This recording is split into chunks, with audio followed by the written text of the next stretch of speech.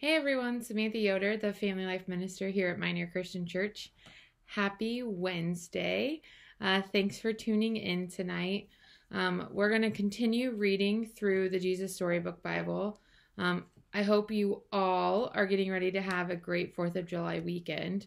I'm actually getting ready to go on vacation for the weekend, so I'm excited to hang out with some friends and enjoy hopefully some nice weather.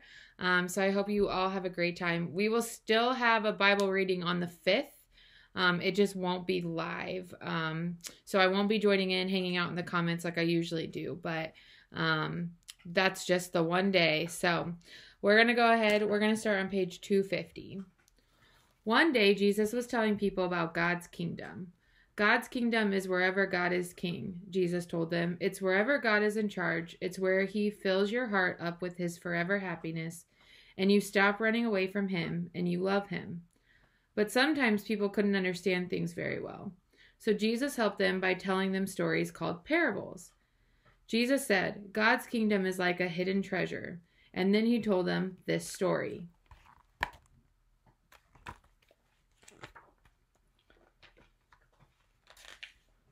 Once upon a time, there was a man working in a field digging.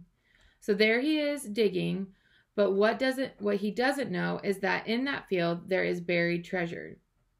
So dig, dig, dig. Uh-oh, his shovel bumps into something hard. Hello, what's this? He picks it up, dusts it off. It's a chest. It's rusted and locked, but he pries it open. What he sees inside takes his breath away. Beautiful, glittery, gleaming, twinkling, sparkling, precious jewels. It's a treasure chest. He wants that treasure. He needs to get the treasure.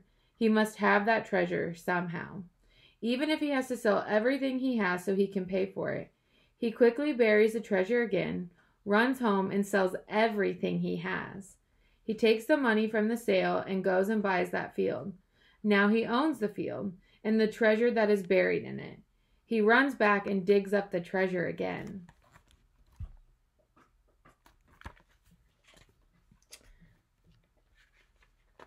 Jesus said, coming home to God is as wonderful as finding a treasure.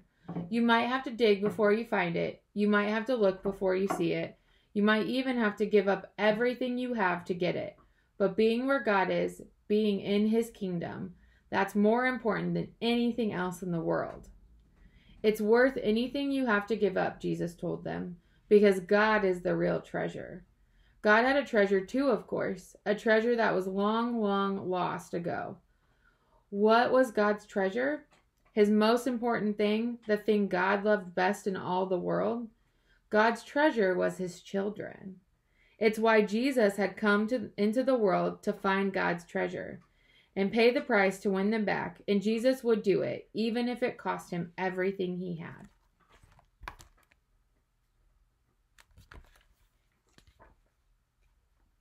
We're going to keep going, reading The Friend of Little Children. Jesus' friends were arguing. Who was the most important helper in God's kingdom, they wanted to know. I am, Jesus said. No, you're not, said Peter. I am. Nonsense, Matthew said. I'm the cleverest. No, you're not. Yes, I am. No, yes, am too. The silliness went on just like that for some time. You see, Jesus' friends had started thinking they had to do something to make themselves special to Jesus.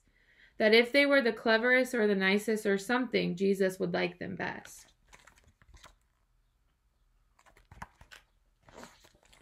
But they had forgotten something. Something God had been teaching his people all through the years. That no matter how clever you are, or how good you are, or how rich you are, or how nice or important you are, none of it makes any difference, because God's love is a gift. And, as anyone will tell you, the whole thing about a gift is it's free. All you have to do is reach out your hands and take it. So while Jesus' friends were arguing, some people who knew all about getting gifts, in fact, you might say they were gift experts, had come to see Jesus. Who were they?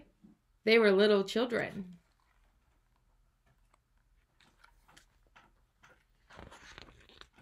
Jesus' helpers tried to send them away. Jesus doesn't have time for you, they said. He's too tired. But they were wrong. Jesus always had time for children. "Don't ever send them away," Jesus said. "Bring the little ones to me." Now, if you had been there, what do you think? Would you have had to line up quietly to see Jesus? Do you think Jesus would have asked you how good you'd been before he'd give you a hug? Would you have to be on your best behavior or super dressed up and not speak until you're spoken to?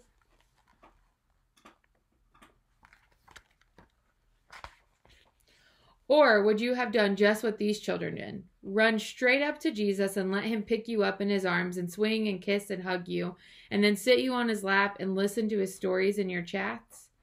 You see, children loved Jesus, and they knew they didn't have to do anything special for Jesus to love them.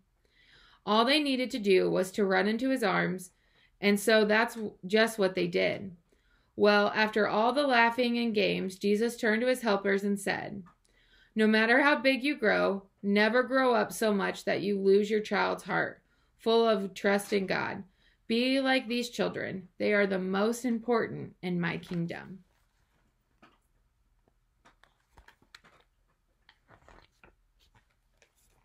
So that's where we are going to send off today. We will continue on Sunday.